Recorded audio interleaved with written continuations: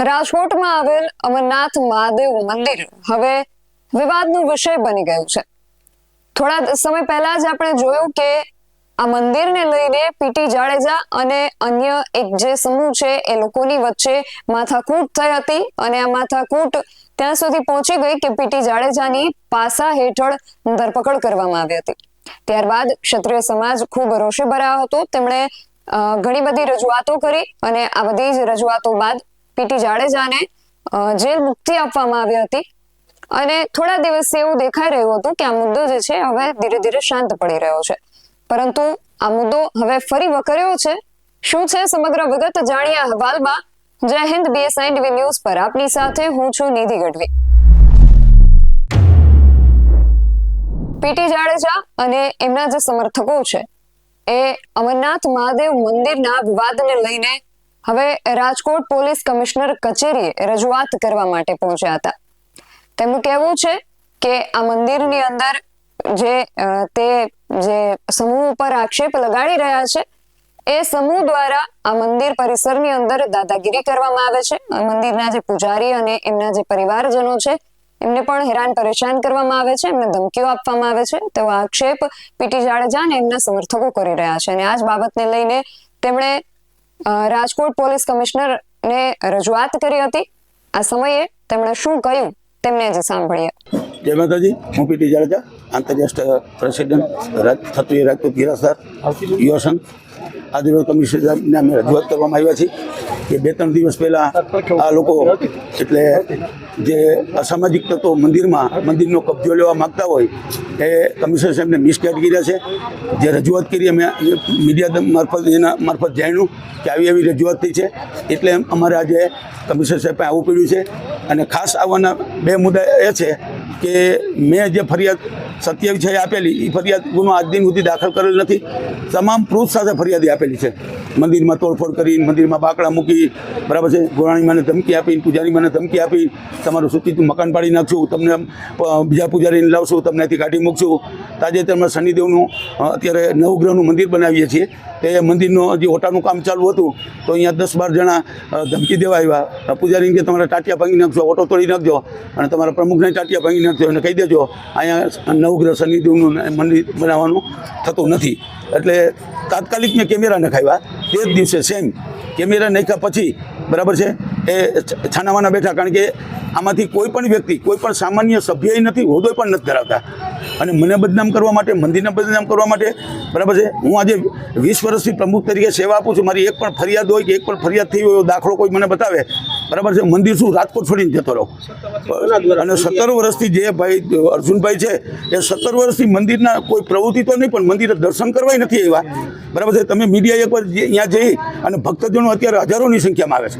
સોમવારની આરતીમાં 5000 ભક્તજનો હતા, એમાંથી તમે બીજા એવા પછીને પૂછો કે મારી કોઈ દાદાગીરી છે અથવા આ લોકો દાદાગીરી કરે છે, કેવી કરે છે મંદિરના આડમાં। એને મંદિરમાં આટલો બધો રસ એટલા માટે છે બરાબર છે। બીજું, સસ્તી પ્રસિદ્ધિ મેળવવા માટે મારા જેવા સાથે શિંગડા ભરાવે તો એનું થોડું નામ થાય એમ બરાબર છે। ધમકી અમે જે 5 નામ આપ્યા ને, મયુરસિંહ રાણા, તીર્થરાજસિંહ ગોહિલ, એની ટોળકી, પછી એક રિટાયર્ડ ઓફિસર કેબી ઝાલા, એની સાથે 2 પોલીસમેન બરાબર છે, એ નિવૃત્ત થઈ ગયા છે। આ બધાનું કામ આ જ છે। હવે શું માંગ છે? હવે એ માંગ છે કે ભાઈ મંદિરમાં કાયમ માટે શાંતિ રહે અને આ સામાજિક તત્વોને છે ને તમે અહીંથી તગડી મૂકો બરાબર છે। અને આનો જે કંઈ નિર્ણય લેવાનો છે એ બધા જ નિર્ણય ચેરિટી કમિશનને લેવાના છે। તો અહીંયા પણ એ લોકોએ વાંધારજી આપેલી છે, એમને નામ સૂચવા છે। અમારો જે ફેરફાર રિપોર્ટ છે એ પણ રજૂ કરવામાં આવ્યો છે। તો હાલમાં તો આ પ્રશ્ન ચેરિટી કમિશનનો છે બરાબર છે। અને હાલમાં હું પ્રમુખ તરીકે ચાલુ છું, એને એવું બતાવ્યો કાગળ કે પ્રમુખ તરીકે નથી, તમે ધરાર પ્રમુખ છો કે બની બેઠેલા પ્રમુખ છો બરાબર છે। એ તો ચેરિટી કમિશનમાં તપાસ કરતો પણ ખ્યાલ આવી જાય। એટલે આ લોકોને ખોટી રજૂઆત કરી, ખોટું બોલી અને કોઈ પણ એન પ્રકારે 2 ટ્રસ્ટીઓ છે, એક ટ્રસ્ટીએ રાજીનામું 17 વર્ષ પહેલાં આપી દીધું, એ ટ્રસ્ટી અત્યારે એમ કહે છે આ લોકોની સાથે પડી ગયા છે બરાબર છે। અને બધા સાથે દારૂ પીવાની ટેવવાળા છે, એટલે એક આખી એને ટીમ બનાવી છે અને રાત્રે દારૂ પીવો બરાબર છે અને દિવસે ધમાલ કરવી। અને જે રજૂઆત કરવા આવ્યા ત્યારે મેં જે 5 નામ આપ્યા છે એમાંથી 4 જણા તો આવ્યા નહોતા, અન્યને બધાને મોકલી દીધા, એના લાગતા ઓળખતા જે કોઈ હોય। અને આજે હું જે લઈને આવ્યો છું બધા સોસાયટીના સભ્યો છે, આ બહેનો જે મંદિરમાં સેવા કરે છે એ બહેનો છે, પૂજારી છે, ગોરાણીમાં છે, બરાબર છે, 20 વર્ષથી મંદિરમાં ફ્રી સેવા કરે છે, બરાબર છે. આ કોઈ સેવાય નથી કરતા, કાંઈ નથી કરતા, અને સેવાના માધ્યમથી એવું કહે છે કે અમે મંદિરમાં સેવા કરી છે. માતાજીને લોટો ચડાવવા 17 વર્ષથી 2 ટ્રસ્ટી નથી આવ્યા, બરાબર છે. તો પીટી હવે આ જે વિવાદ છે તે ચરમસીમાએ પહોંચ્યો છે. અવારનવાર જે અમરનાથ મહાદેવ મંદિર વિવાદમાં આવે છે, હવે ખાસ શું માંગ? એટલે એ જ માંગ છે મારે સાહેબને, કમિશનર સાહેબને એ જ રજૂઆત કરવી છે કે સાહેબ કાયમ માટે પોલીસ બંદોબસ્ત મૂકો અને આના વિરુદ્ધ તમે એક્શન લ્યો. મારી ફરિયાદ છે, ફરિયાદ તમે દાખલ કરો, બરાબર છે, અને આની ધરપકડ કરો તો આ છાનાવાના બે છે. મારે દર આરતીમાં પોલીસ બંદોબસ્ત સાથે આરતી કરવી પડે છે ભક્તજનો પાસે. દર સોમવારે તાલુકા પોલીસ સ્ટેશન માટે, બહેનોની સુરક્ષા માટે આ લોકો અહીંયા ધમાલ કરે. બાજુમાં બગીચો છે, બગીચોમાં હથિયાર છુપાવે, બરાબર છે. અહીંયા આવે તો પ્રમુખને ટાળી દેવા, બરાબર છે, પાડી દેવા. એટલે મારે પોલીસ બંદોબસ્ત સાથે 3 સોમવારથી પોલીસ બંદોબસ્ત સાથે હું ત્યાં હાજર રહું છું. આરતી તો પૂજારી ઉતારે, આરતી કોઈને ન ઉતારવાની હોય, માં આરતી કે હું પણ. પીટી જાડેજા એની સાથે એમના સમર્થકો પણ ત્યાં પહોંચ્યા હતા. એ જગ્યાએ આ જે મંદિર છે એમના પૂજારીના જે ધર્મપત્ની છે તેમણે પોતાની વ્યથા ઠાલવતા શું કહ્યું એ પણ સાંભળીએ. આપનું નામ? મારું નામ રેખાબેન. આપ ત્યાંના પૂજારીના વાઇફ છો, શું આખી ઘટના બની હતી તમારા? આખી ઘટના એ બની છે કે વારંવાર એ લોકો મહાઆરતી કરે ત્યારથી અમને ધમકી આપે છે અને પ્રમુખને પણ ધમકી આપે છે, અમને પણ ધમકી આપે છે. એ લોકો અમારું મંદિર આચકવા માંગે છે. પૂજારીને તથા અમારા પીટી જાડેજા બાપુ છે એને પ્રમુખ તરીકે એ લોકોને બદલવા માંગે છે અને મંદિર હડપ કરવા માંગે છે. આ વારંવાર છે. 17 વર્ષથી લોકો ટ્રસ્ટી તરીકે નીકળી ગયા છે. એક ભાઈ તો બીજી સોસાયટીમાં પણ રહેવા વયા ગયા છે. એનો કાંઈ આવતું નથી આ મંદિરમાં, તો એ લોકો એના તરફ થઈ અને અમને ખોટા બદલામ કરે છે અને વારંવાર અમને ધમકી આપે છે. અમારે તો છેલ્લો વિચાર એ જ છે કે અમે 2 જણા મંદિરના અંદર દવા પી જવાના છે. આટલો આ લોકોનો ત્રાસ છે અમારી ઉપર. અમારે કયો રસ્તો લેવો, તમે અમને રસ્તો બતાવો. તમારા પતિને કોણે ધમકી આપી? શું ધમકી આપી? જસવીનભાઈ અને દીસરાજભાઈ કે તમે પેટી તરફ રહેતા નહીં, નહીંતર તમારું પેલો વારો આવશે, તમને મારવામાં આવશે, તમારું મકાન પડવામાં આવશે. આવી ધમકી એ લોકો અમને આપે છે. શું માંગ છે તમારી? અમારી માંગ એ છે કે અમારા પ્રમુખ છે એ સાસા છે. 25 વર્ષથી અમે ભેગા છીએ. મારા હસબન્ડ 35 વર્ષથી પૂજા કરે છે. ફાળા કરવામાં મારા હસબન્ડ બધે આખી સોસાયટીમાં જવાવાળા છે.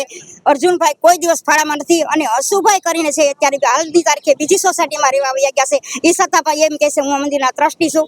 એનો ટ્રસ્ટીનું બીજી સોસાયટીમાં ગયા, એને આવવાનો હક જ નથી. અને મંદિરના સામે એક ભાઈ રહેશે નિલેશભાઈ તરીકે, એ કાલે ધમકી દેતા કે નવરાત્રીમાં આવી રીતે છે. નોરતાની નવરાત્રી તરીકે અમે લેડીઝ જ સંભાળીએ છીએ. પીટી બાપુ કોઈ દિવસ નથી આવતા. અમે લેડીઝ 20 વર્ષથી સંભાળીએ છીએ. લેડીઝ 5 જણા હોય છે અમે. અને એના વાલીઓને પૂછેલો કે છોકરીને કોઈ દિવસ કાંઈ કહેવામાં આવ્યું કે એના વાલીઓને કોઈ દિવસ કાંઈ કહેવામાં આવ્યું? બાપુ તરફથી કોઈ જ કાંઈ નથી વાક. અને આ લોકો અમને બદનામ કરવા માંગે છે, પૂજારીને અને અમારા પ્રમુખને.